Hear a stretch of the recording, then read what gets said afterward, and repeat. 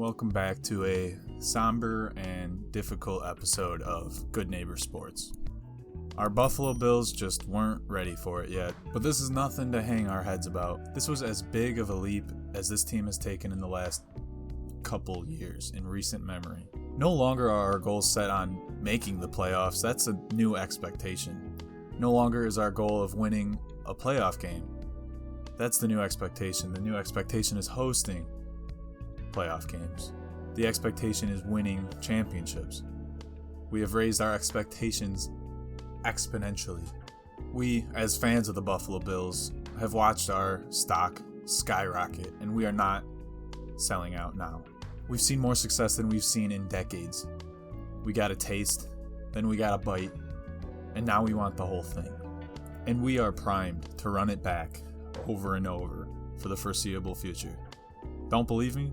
After the loss, my dad mentioned that this is very reminiscent of the 1988 season of the Buffalo Bills. We lost the AFC Championship game as the number 2 seed against the number 1 seeded Bengals. That season, 4 players of the Bills were named to the All-Pro team.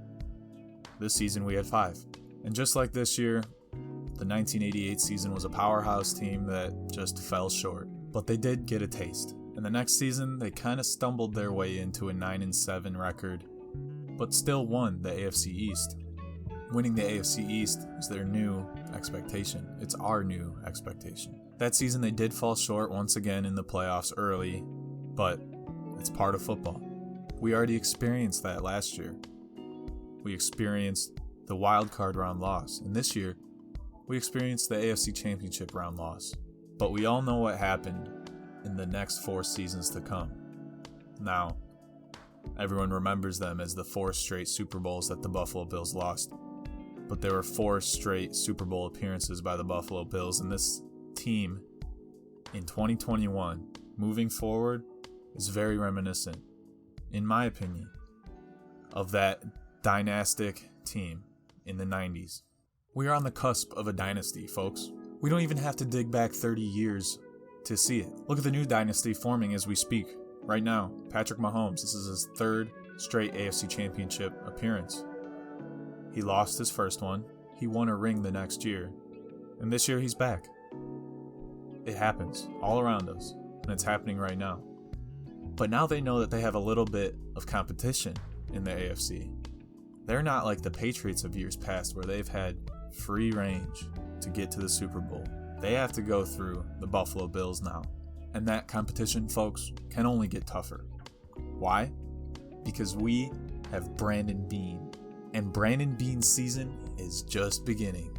It's the off season, folks. This is where he shines. He's the architect that brought us Stefon Diggs. He's the architect that brought this team from the same old Bills that we used to know and completely revamped it. He knows what we need, and he knows how to find it. While in this offseason, Buffalo doesn't have the greatest salary cap situation in history, a lot of high-powered teams this season are in the hole. Kansas City is one of them. They are $18 million in debt, which means they can't really get too much better than they are. The Steelers as well. They need to find $8 million. And look at it this way. Our shortcomings from year prior are our strengths this year. What do I mean? Our offense wasn't that great. This year, it was pretty damn good. Now, our defense isn't that great. In our offseason, I expect Brandon Beane to really revamp that, bring it back to its former glory, and oh boy, the Bills are going to be a force to be reckoned with. In this upcoming draft, we have a pick in each of the first 3 rounds. We can either use those draft picks, or we can trade them for, say, an experienced player like we did with Stefon Diggs. What if we had a Stefon Diggs-esque player at the running back position? Aaron Jones is a free agent this year, and I don't think he's going to re-sign with the Packers after they kind of made him hold out while the rest of the running backs were getting paid.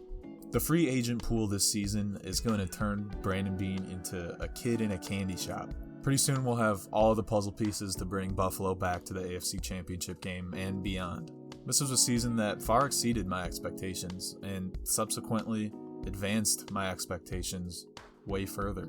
And I think our fans were meant to witness our fullest potential, our fullest greatness in full force. Not some less than 10% capacity Hopefully next season COVID is a thing of the past and we can have full attendance. We'll have our full 12th man on the field. Then, and then only, will the Bills be able to run it back. Buffalo will be back. Not to their old ways, but to their new ways. We have nothing to hang our heads about. Because now, Buffalo is on the map. The world knows we're here, and they can't overlook us any longer. So, in the meantime, we have about 7 months to get ready for the next season. And Good Neighbor Sports isn't going anywhere. We've only just begun. Literally, we only started this a month ago. So we want to thank those who have stuck around and watched some of our videos thus far, and we hope you continue to stick around because next season is going to be a great one. Stay safe, be good to your neighbors, and go Bills.